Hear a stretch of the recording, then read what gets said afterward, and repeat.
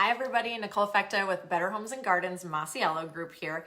And today I want to talk about how you can sell your house without using a real estate agent. With this market right now, a lot of people are cashing in on very high home prices, and a lot of people have accrued lots of value in their houses. And so they want to try to net as much money as possible, and you could certainly save some money by not paying a real estate agent to represent you in a transaction. So I'm going to go through some steps in order to help you to sell your house without an agent. So number one would be to declutter the house. Get rid of, my stager always says, take 50% of everything out of a room, and then once that's done, take another 50% out. Take everything off your refrigerator. You can even hire like a stager to come in for a staging consultation, and what they will do is help you just to decide what stays, what goes. They can help you to rearrange your own furniture to be more conducive and to look better. So declutter and a staging consultation are definitely two must-dos. Another thing that you should do, I always say skip the big projects. I wouldn't go remodeling your house. I wouldn't go putting in a new kitchen. Take care of things that need to be taken care of, clean, have your furnace cleaned, et cetera, et cetera. But I would touch up the paint on the walls, touch up the paint on your trim. Fresh, crisp trim always looks good, and you don't realize it till you're in the house. And then baseboard heaters. Some people's baseboard heaters tend to get a little rusty from just the humidity in the air. Touch those up. So everything just looks crisp and clean. Take everything off of your walls. Next, I would have your house cleaned. Have a professional cleaner come in and clean the house. It's totally worth it. And they may get areas, or they'll probably get areas that you've forgot to get. Like, you can't see it now, but the tops of my dining room light bulbs are needing to be cleaned. So after that, you want to have professional photos and videos taken. I've got some great references for my videographer and my photographer. I've also got references for house cleaning and stagers as well. So happy to share those with you. After that, the most important thing is to price your house right. So depending on your motivation, if you're not looking to sell your house for a year, price it a little high. You never know. Somebody might come along and might want to pay a little bit extra. And if you're not super motivated to sell it right away, hey, jack the price up a little bit.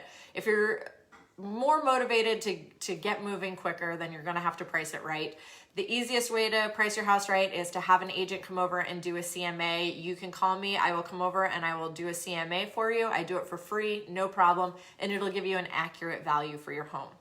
The next step is to complete seller disclosures. So seller disclosures, if not completed properly, could cost you thousands of dollars. Full disclosure is required. And if you're representing yourself in the state of Maine, so disclosure falls on the agent in the state of Maine. If you're representing yourself and you're your own agent, then disclosure is going to fall on you. It's pretty important. Failure to disclose something is actually a lie, and you could be held liable for that in court. So you can get a seller disclosure from a real estate attorney, Maine real estate attorney.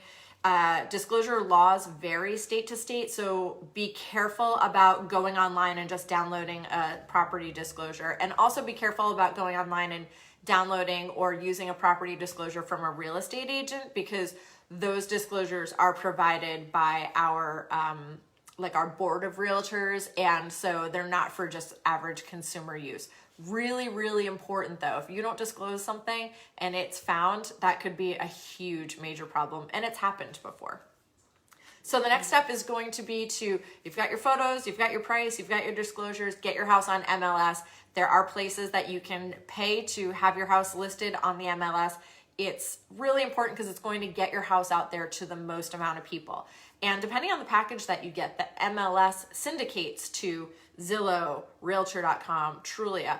Did I say Trulia? It's been a long week. Trulia is the right word, not truly. Oh my God, you can tell this is live. Anyway, your house will be syndicated. It's 100% worth it to have this done.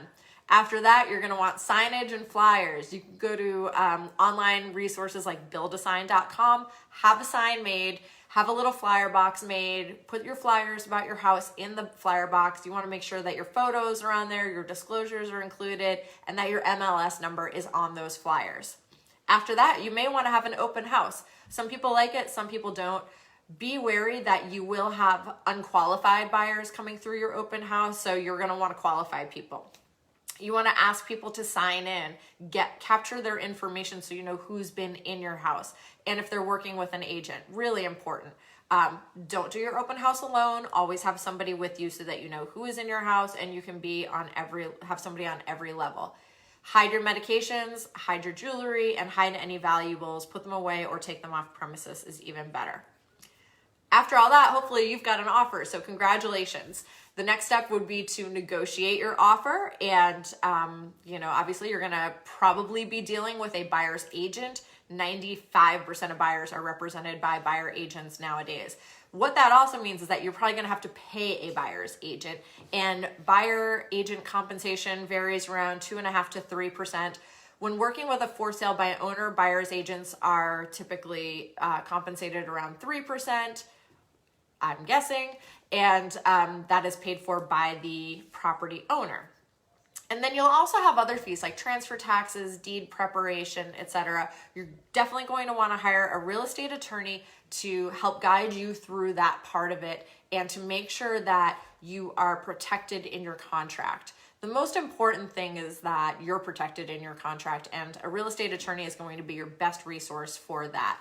So if you have any other questions about selling your house without using an agent and saving some money on that, you can feel free to send me a message. I've got loads of resources for you, and I'm happy to share them. You can also text me at 207-251-9535.